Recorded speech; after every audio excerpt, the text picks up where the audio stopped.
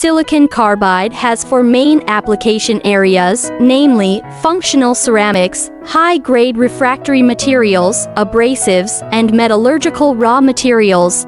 With the development of economic and environmental protection, the technology of energy saving, low investment, and high efficiency of silicon carbide will be vigorously promoted now, which lays a good foundation and development direction for the promotion of silicon carbide technology. The molding pressure of silicon carbide ball pressing machine is the main factor affecting the hardness of the ball. It is a rotary press roller with a hemisphere groove.